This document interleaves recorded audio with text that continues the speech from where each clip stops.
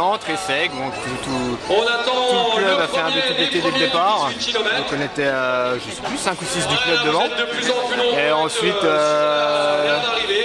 ça a cassé suivant le rythme. Il y en a un qui a lâché, un deuxième, un troisième. Après on s'est retrouvé vite à 3 voire 4 devant. Il y avait Tony qui était juste un peu derrière. Et ensuite on s'est rapidement retrouvé à 2 devant. Un circuit assez bosselé au départ. Ensuite on a 10 voire 12 km vraiment plat. J'ai plané Benjamin et je dis là ça va être plat à un moment. Donc on est resté ensemble. Et ensuite quand ça a commencé à être un petit peu pentu, des petites montagnes russes avec des petits radars. Là on a commencé à se jauger un petit peu, à voir où l'autre en était. On s'est mis 2-3 petites attaques comme ça et puis on n'arrive pas loin l'un de l'autre. Ouais, une belle bagarre Benjamin. Ouais, bon j'ai tenté des trucs tout en sachant que Guillaume, de toute façon il gérait derrière, donc non il a fait une belle course, de toute façon il est largement au-dessus, donc je suis content d'arriver pas trop loin derrière. C'était sympa de courir avec lui, merci d'être pas parti tout de suite parce que on a pu faire une vingtaine de kilomètres à peu près ensemble, donc c'était super sympa, puis le parcours est bien, donc j'ai jamais fait le Sap Trail alors que j'habite juste à côté, c'est venu en courant, donc non c'est super, franchement bon événement, beau week-end, mais j'ai pas réussi à choper des œufs de Pâques malheureusement. Donc, les conditions météo, ça va, il faisait moins chaud qu'hier.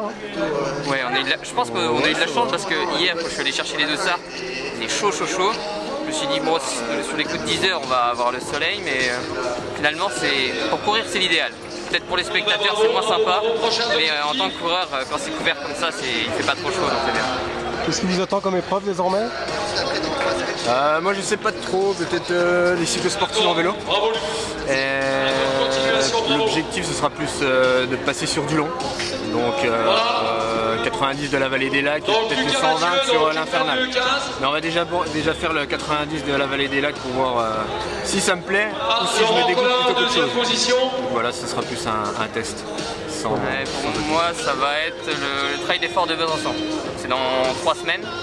47 km, je l'avais déjà fait l'année dernière, j'avais adoré, donc là j'y retourne et je pense que ça va être sympa. J'essaye de faire un peu des 50 km, c'est des distances que j'aime bien, donc c'est plus difficile à enchaîner que des courses comme ça, mais c'est sympa, c'est un autre délire, donc j'aime beaucoup.